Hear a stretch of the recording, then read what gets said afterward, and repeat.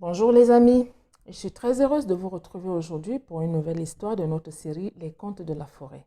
Vous savez, les contes de la forêt, c'est ces histoires que me racontait ma grand-mère quand j'étais petite fille dans un village lointain de la forêt profonde de l'Est du Cameroun. Je suis très heureuse de partager ces histoires avec vous aujourd'hui parce que moi, à chaque fois que je vous en parle, je me retrouve dans mon enfance et j'ai encore autant d'étoiles dans les yeux que lorsque ma grand-mère me les racontait et que j'étais petite fille qui allait à l'école primaire. Aujourd'hui, je voudrais partager ces belles histoires avec vous et j'espère que ça vous plaît depuis qu'on a commencé. Une nouvelle histoire donc aujourd'hui, l'histoire de Pankile. Pankile, c'est un jeune petit singe. Pankile, un jeune singe qui vivait avec son père dans la forêt Kwamb. La forêt Kwamb, vous savez, c'est la jungle installée à côté du village Bigwens.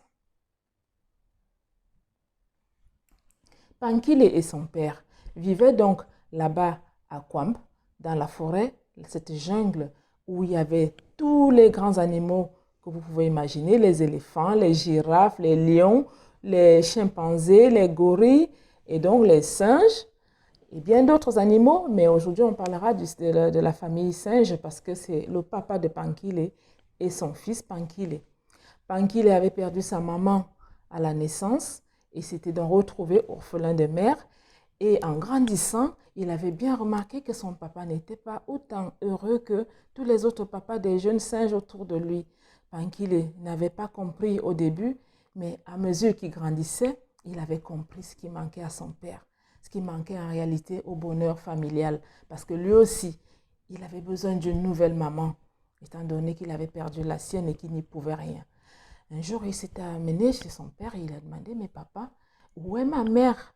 Pourquoi tous les autres enfants, ils ont des mamans et moi, je ne vois pas la mienne? Et ce jour-là, tristement, son papa lui avait expliqué, mon fils Pankile, je suis désolée de t'apprendre que tu ne verras plus jamais ta maman. Un chasseur avait tiré sur ta maman alors qu'elle venait d'accoucher. Ta maman partait chercher de la nourriture pour toi et n'est plus jamais revenue. J'avais retrouvé sa dépouille plus tard, larguée de balles. Un chasseur avait tiré, je ne sais pas s'il avait tiré que sur ta mère, il avait dû tirer sur un tas de singes qui passaient par là et malheureusement une balle a touché ta mère. Donc tu devras vivre et essayer de vivre sans ta mère. Je suis là, Pankile, si tu as besoin d'affection, tout ce dont tu as besoin. Je suis là, ton papa, et je donnerai ma vie pour toi, Pankile. Ne t'inquiète pas. Et Pankile se doutait bien que son papa était triste quand même, parce que le soir, son papa le prenait dans les bras, et puis il était là à regarder les étoiles à travers les feuilles des grands arbres de Kwamb, des immenses arbres de Kwamb. Déjà, dans la journée, c'était la pénombre, mais la nuit donc, il montait tout en haut des arbres avec son père pour regarder les étoiles. Et là, son père lui disait, Pankile, tu sais, parmi toutes ces étoiles que tu vois, il doit bien y en avoir une qui est ta maman. Donc, quand tu es triste, et si je peux rien y faire, monte tout en haut des arbres et regarde dans la nuit les étoiles et parle-leur. Dis s'il y en a une qui est ta maman, qu'elle te fasse un signe et tu verras. S'il y en a une qui bouge, c'est maman. D'accord? Oui, papa. Ah, ça, j'aimerais bien. Je pense que je vais le faire tous les jours. Il avait dit et il le faisait. Tous les soirs, pendant qu'il est monté à l'arbre, tout au bout, à la cime de l'arbre, comme on dit, pour aller observer les étoiles, pendant que son papa dormait dans une branche, en se doutant très bien de ce qui pouvait arriver, les idées qui traversaient la tête de son fils. Et le papa ne pouvait rien y faire. Personne ne peut rien faire contre la mort. On est parti au ciel, on est parti au ciel. Aussi bien chez les animaux que chez les humains. Une fois qu'on est parti au ciel, on ne reviendra plus. Mais il faut vivre avec les souvenirs. Le problème de Pankile, c'est que lui n'avait pas de souvenirs. Il n'avait aucun souvenir de sa maman. Il était beaucoup trop bébé quand sa maman est partie. Quand un chasseur a tiré sur sa maman. Alors, c'est juste les souvenirs avec son père qu'il avait en tête. Et il avait besoin quand même de vivre la chaleur d'une maman, de vivre avec les mots tendres d'une maman, comme il en entendait auprès de ses copains, autres petits singes de la forêt de Kwamb. Alors, Pankile s'est dit qu'il allait essayer de marier son père. Il s'est mis en tête de trouver une femme à son père. En réalité, ça aurait été combler l'absence de sa mère auprès de son père, mais c'est surtout aussi pour lui avoir quelqu'un qui peut l'aimer, qui peut l'appeler aussi mon fils, comme les autres mamans singes appelaient leurs enfants, qui étaient les copains de Pankile. Et donc Pankile s'est dit, de toute façon, je trouverai une nouvelle maman. Je vais le chercher moi-même, puisque apparemment papa ne s'y intéresse pas. Moi, je vais gérer cette situation-là. Je veux bien qu'il y ait une maman à côté de moi et je voudrais que mon papa, il ait une femme aussi. Et Pankile s'était mis donc à sauter de branche en branche, d'arbre en arbre toute la journée à la recherche d'un singe fille. On les appelle les guenons normalement. Un singe femme qui pouvait donc épouser son père. Mais il avait beau faire le tour de la forêt Kwamb, il ne trouvait pas. Tous les singes étaient mariés entre eux, ils avaient des enfants et Pankile n'avait aucune intention d'enlever la maman d'un de ses copains pour venir la donner à son père. Et de toute façon, il savait que son père ne l'accepterait pas. Alors il s'est dit qu'il allait partir plus loin, très très loin, loin des Bigouins pour aller chercher une femme qui pourrait faire épouser son père. Et en partant, il a passé au village Bigouins, il a entendu qu'il y avait une fête et que le chef Bebend avait invité à la fois les animaux et les humains. Ah, mais c'était dit Pankile, ça va être une belle histoire, ça va être l'occasion pour moi de trouver une femme à mon père. Ça pourra être une femme du village, ça pourra être un singe comme ma maman, ma défunte maman. Je vais trouver ça. Cette fois-ci, je ne vais pas hésiter. Et comme la fête avait été organisée, tous les animaux de Kwamb sont venus, tous les animaux des autres villages sont venus, les autres forêts des villages voisins. Par exemple, le village Mesok, qui n'était pas si loin que ça des Bigouins finalement, les singes de ce village-là étaient venus également à la fête. Tous les animaux qui pouvaient venir, ceux qui étaient disponibles, ceux qui n'étaient pas méchants, qui n'étaient pas toujours prêts à bondir sur les humains pour les manger. Et ceux qui avaient reçu donc l'invitation du chef Bebend.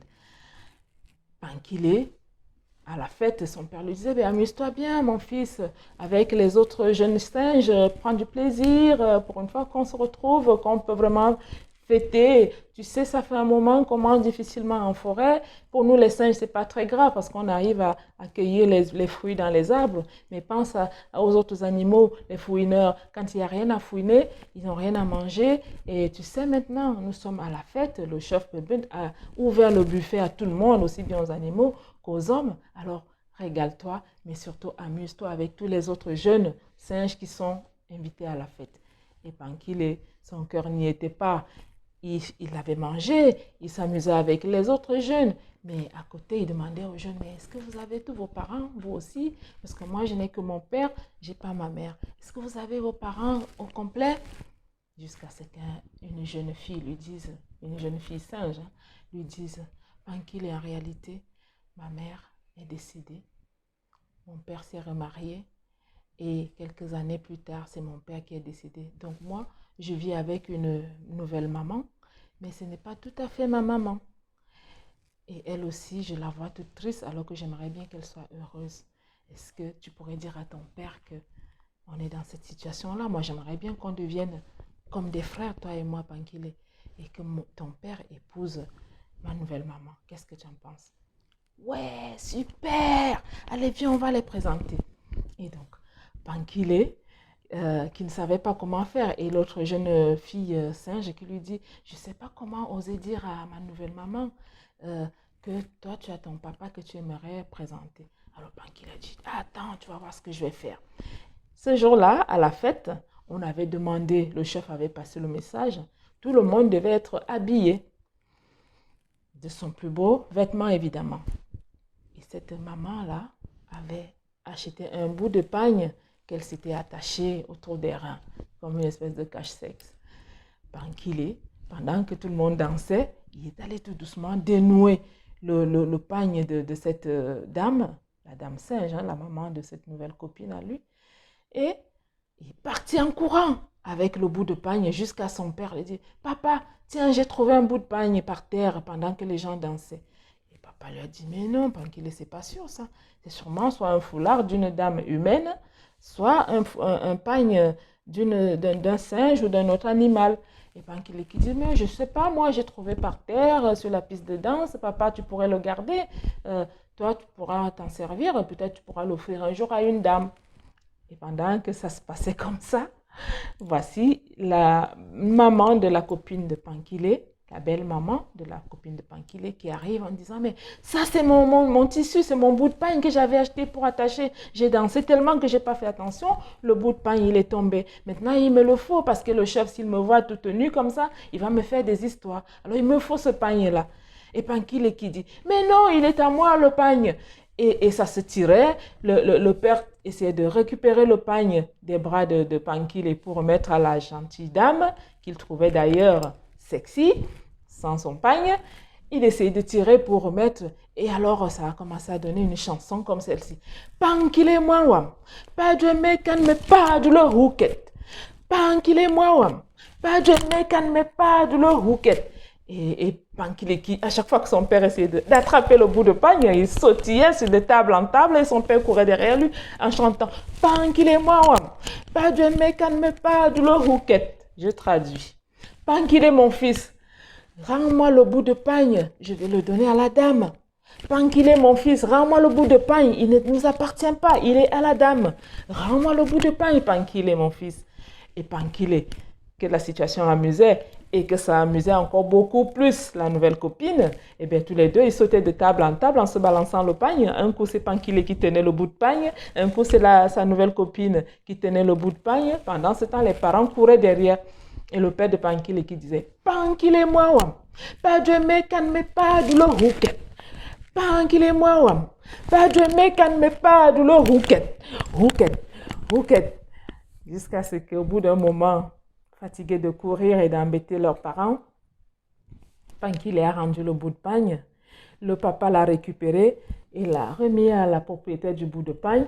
Et là, les deux enfants se sont mis au milieu en disant, est-ce que vous ne pourriez pas vous marier tous les deux parce que nous, on a besoin des parents.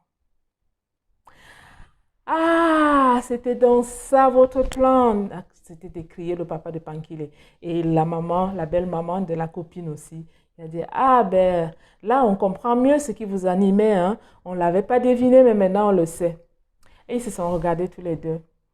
La maman de la copine trouvait le papa de Pankile trop craquant, trop beau.